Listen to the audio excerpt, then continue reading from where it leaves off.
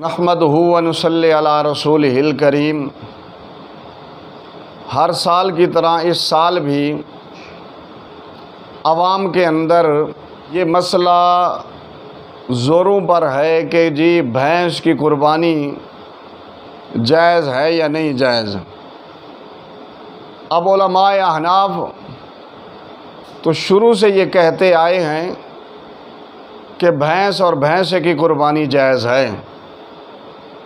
اور وہ دلیل کے طور پہ ذکر کرتے تھے کہ جی اللہ نے 8ویں پارے میں جن 8 جانوروں کا ذکر کیا ہے ان میں سے ایک گائے ہے، اور گائے کے اندر بھینس شامل ہے۔ اب بھینس شامل ہے کیوں؟ اس لیے کہ زکوٰۃ کا نصاب جب ہم بناتے ہیں تو بھینس کے نصاب کو ہم گائے کے نصاب کے ساتھ شامل کرتے ہیں، اور زکوٰۃ ادا کرنا فرض ہے۔ فرض چیز کے اندر ہم گائے کو جو ہے اور بھینس کو ایک ہی قرار دیتے ہیں اور کہتے ہیں 30 گائے ہو جائیں تو زکوٰۃ ہے، اور 30 بھینسیں ہو جائیں تو ان پہ بھی کیا ہے؟ زکوٰۃ ہے۔ اہل لغت بھی یہی کہتے آئے، قاموس والا، لسان العرب والا، اور اسی طرح اور بھی بڑی بڑی جو کتابیں ہیں لغت کی، وہ سب یہی کہتے آئے کہ الجاموس نوع من البقر، کہ جو بھینس ہے یہ گائے کی ایک قسم ہے۔ اب یہ علماء احناف دلائل دیتے آئے کہ بھئی اجماع ہے اس بات کے اوپر کہ بھینس کی قربانی، بھینسے کی قربانی جائز ہے، اس کو گائے کی مد میں شامل کیا جائے گا۔ لیکن علماء اہل حدیث اس بات کے اوپر اصرار کرتے تھے کہ جی بھینس اور بھینسے کی قربانی جائز نہیں۔ لیکن اس سال کئی سارے علماء اہل حدیث کے خود اب وہ مسئلہ بتانا شروع کر گئے ہیں کہ بھینس اور بھینسے کی قربانی کرنا جائز ہے۔ میں تو اللہ تعالیٰ سے دعا کرتا ہوں کہ اللہ تعالیٰ ان علماء کو جزائے خیر دے جنہوں نے امت کو شر سے بچا لیا، فتنے سے بچا لیا۔ اب جیسے حافظ محمد عمر صدیق صاحب دامت برکاتہم العالیہ، ان کی آپ کلپ اٹھا کے دیکھیں، ویڈیو سنیں ان کی، وہ خود فرما رہے ہیں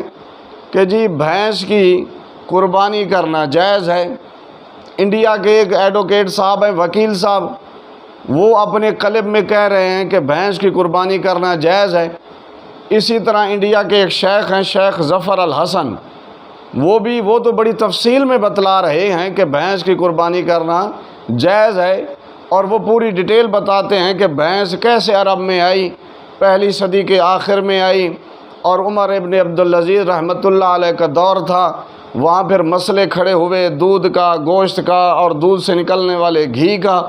اس کے اوپر وہ پوری ڈیٹیل بتلاتے ہیں، اور آخر میں یہی آ کر انہوں نے فتویٰ دیا کہ جب اس وقت علماء نے اس بھینس کو گائے میں شامل کر کے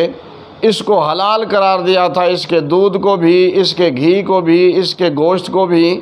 تو پھر اس کی قربانی کو بھی جائز قرار دیا۔ اسی طرح جو ہے مرید کے مرکز ہے اہل حدیث کا، ان کے شیخ نے بھی پچھلے سال انہوں نے ایک ویڈیو ریکارڈ کرائی، اور انہوں نے پوری تفصیل کے ساتھ بتلایا کہ بھینس کی قربانی جو ہے وہ جائز ہے۔ اس لیے میں امت کو اور جو ہے عوام الناس کو یہ خوشخبری دینا چاہتا ہوں کہ آپ کھلے دل سے بھینس کی قربانی کریں۔ بھینس کی قربانی اب جو ہے علماء اہل حدیث بھی کہنا شروع ہو گئے ہیں کہ وہ جائز ہے، اس لیے کہ اہل لغت بھی یہی کہتے ہیں کہ بھینس گائے کی جنس ہے، اور اجماع بھی یہی کہتا ہے کہ بھینس جو ہے وہ گائے کی جنس ہے۔ اس لیے کہ جب زکوٰۃ کے نصاب میں فرض چیز کے اندر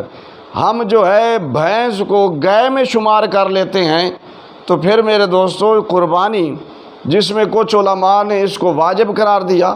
کچھ اس کو سنت مؤکدہ کہتے ہیں، اس میں آ کر پھر ہم کیوں اڑ جاتے ہیں اور آ کر کہتے ہیں جی بھینس جو ہے وہ گائے کی جنس نہیں ہے قربانی کے اندر صرف، باقی سب چیزوں کے اندر زکوٰۃ میں بھی یہی کہیں گے، لغت کے معنی میں بھی یہی کہیں گے کہ جی یہ بھینس جو ہے وہ گائے میں ہے، لیکن جب قربانی کا مسئلہ ہوتا ہے تو پھر کہتے ہیں جی بھینس وہ گائے میں نہیں ہے۔ اس لیے میں دعا کرتا ہوں اللہ تعالیٰ علماء اہل حدیث جن علماء نے اس بات کے اوپر جو ہے وہ فتویٰ دیا ہے کہ بھینس کی کٹے کی آپ قربانی کر سکتے ہیں، اللہ تعالیٰ ان کو جزائے خیر دے کہ اس امت کو انہوں نے فتنے سے بچا لیا، شر سے بچا لیا۔ اور انجینئر صاحب کی بھی میں نے ویڈیو سنی، اس کے اندر بھی وہ فرما رہے ہیں، ایک کلم میں تو وہ فرماتے ہیں کہ جی آپ جو ہے نہ کریں بہتر ہے، جو کر لے گا ہم اس پہ فتویٰ نہیں دیں گے۔ پھر ایک اور کلپ آئی ان کی کچھ مہینوں کے بعد یا کچھ سالوں کے بعد،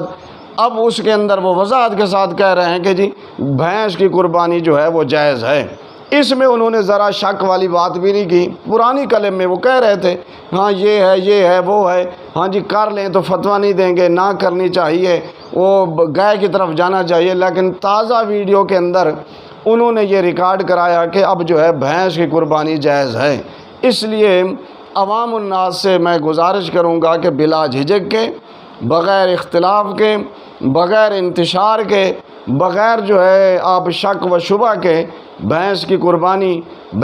قربانی کریں۔ اللہ رب العزت کی ذات انشاءاللہ جیسے گائے اور اونٹ اور بکرے کی اور دمبے کی اور چھترے کی، بھیڑ کی اللہ قربانی کو قبول فرمائیں گے انشاءاللہ، اسی طرح بھینس کی اور بھینس کی قربانی کو بھی اللہ قبول فرمائیں گے۔